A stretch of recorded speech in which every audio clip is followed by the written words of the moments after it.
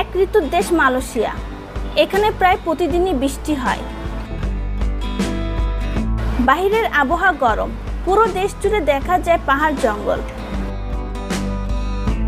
সরকারি নজরদারিতে মালয়েশিয়াতে পর্যটকদের সব ধরনের সুব্যবস্থা রাখা হয়েছে।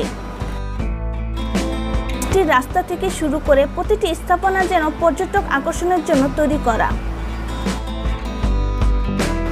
অন্যান্য দেশের মতো মালয়েশিয়া ভিসা পেতে খুব বেশি বেগ পেতে হয় না।